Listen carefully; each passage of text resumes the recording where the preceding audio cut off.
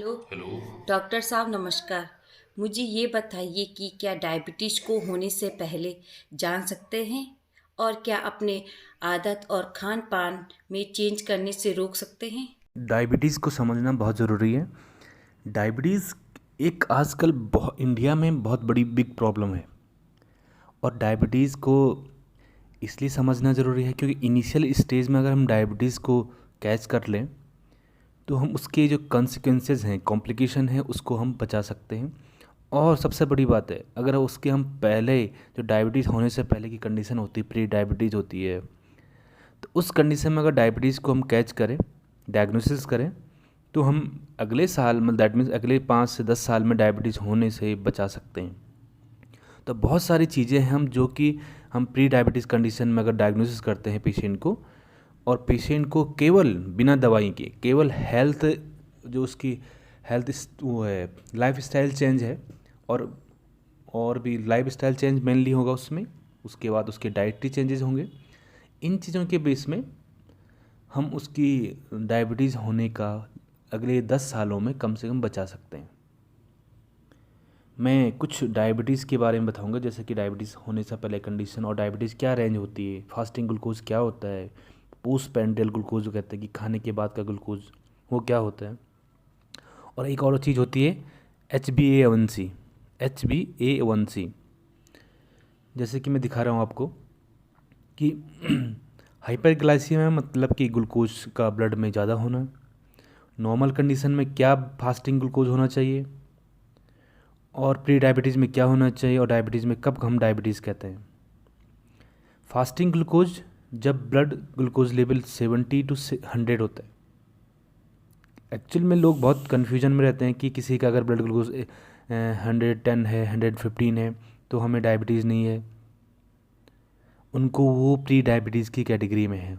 That means अगले 5 से 10 साल में डायबिटीज़ हो सकता है उनको। हो सकता नहीं, बिल्कुल होगा। इसलिए अगर हम प्री डायबिटीज़ कंडीशन में पेशेंट को पकड़ते हैं तो उसको हम नेक्स्ट 10 to 15 ईयर और 25 ईयर तक हम उसको डायबिटीज़ से प्रिवेंट कर सकते हैं। जस्ट हम उसको अगर लाइफ स्टाइल चेंज के लिए बताएं।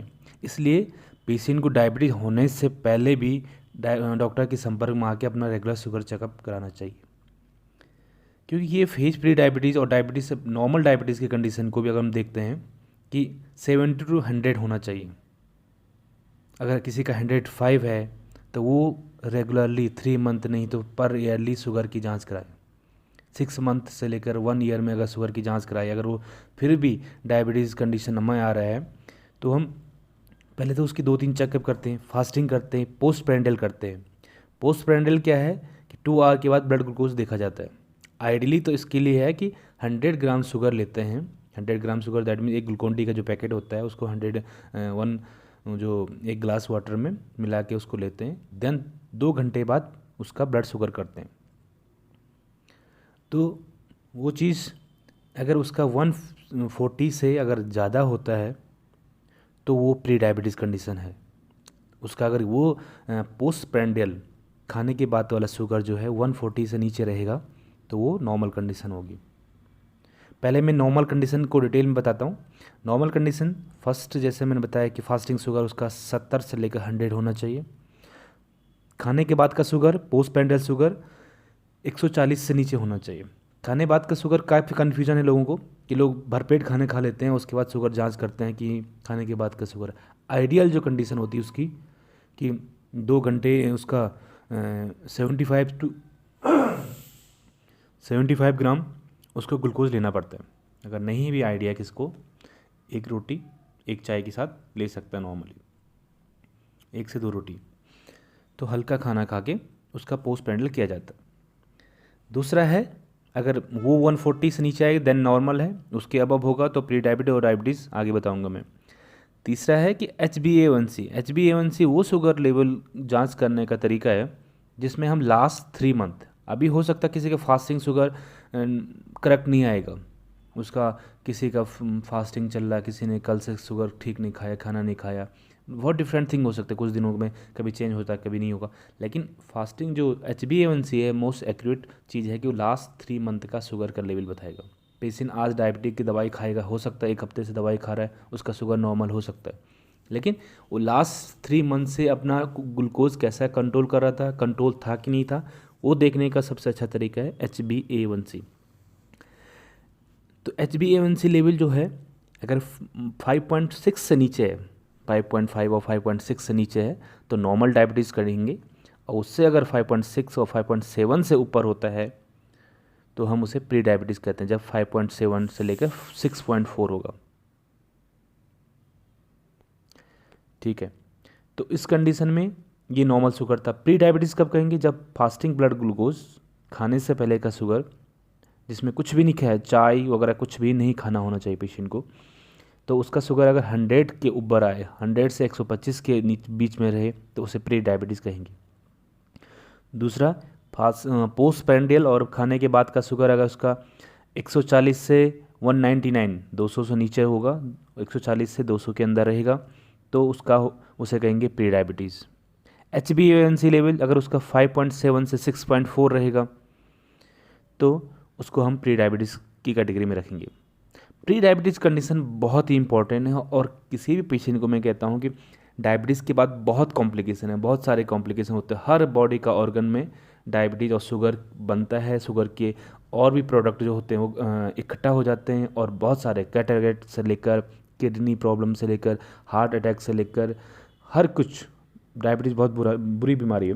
तो हर जगह शुगर के कॉम्प्लिकेशन और शुगर से बनने प्रोडक्ट जो इकट्ठा हो जाते हैं, उससे आँख की जो हमारी लेंस हो इसमें इकट्ठा होना शुरू हो जाता है, उससे कैटरेक्ट, मोतियाबिंद जो होता है वो हो जाता है।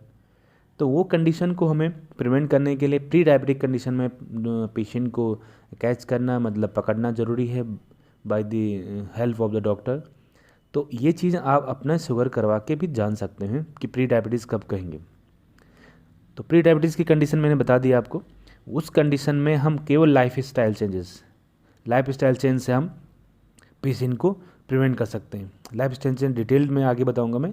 लाइफ स्टाइल चेंजेस में जैसे कि अपनी डेली एक्सरसाइज करनी है, एटलीस्ट 1 आवर डेली का एक्सरसाइज करने हैं, फिर बाय ब्रिस्क वॉक, मतलब तेज चल के, बाय किसी भी मेथड से आप एक्सरसाइज करके, और कम से कम अपने खान पान में चेंज करना पड़ेगा अपने ऑयली फूड, और जो हाई ग्लाइसेमिक जो फूड रहते हैं हमारे खाने रहते हैं, खाने को हमें चेंज करना पड़ेगा।